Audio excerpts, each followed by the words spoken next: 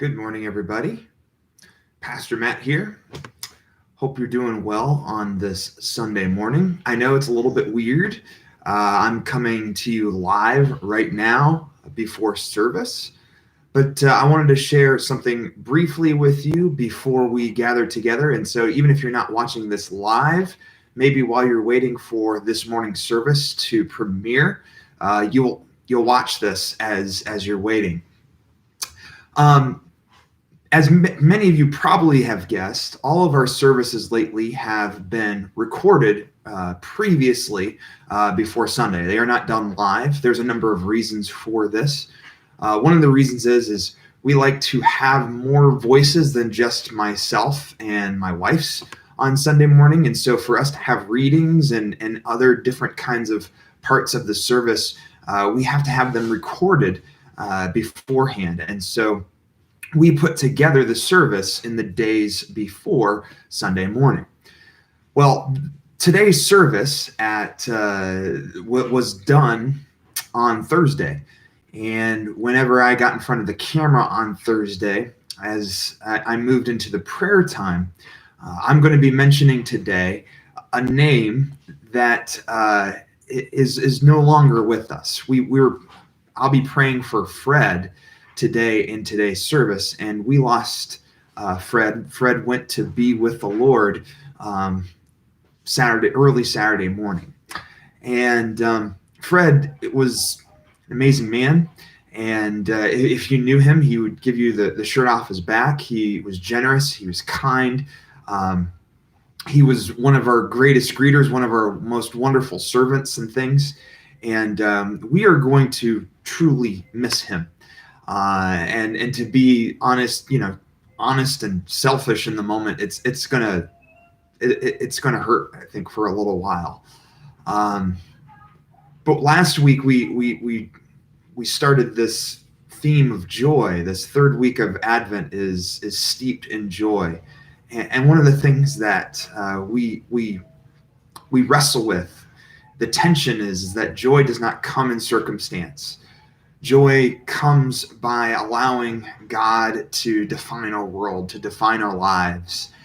And I truly believe that in the midst of a lot of the sadness, not just of saying see you later to Fred, because we will be seeing Fred again, but just in the circumstances of this entire season, Thanksgiving spent away from family, our Christmas that's likely going to be very much minimized as far as gathering together with family and friends, and not even be able to gather together for Christmas Eve at church.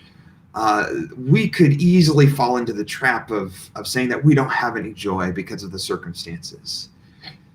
And yet God has been with us. God has been among us, and God gives us something greater than just simply defining our joy through the experiences that we can do, or doing the things that we want to do, or having the people that we want in our lives.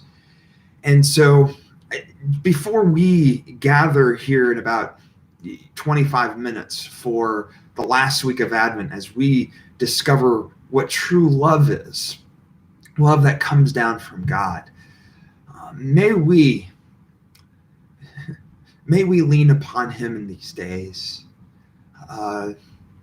When sadness comes our way, may we not think that we cannot be joyful in the midst of that sadness, that rather God will work in those experiences, work in those difficulties, works in those sadnesses, and he would lift us up and lead us as his people.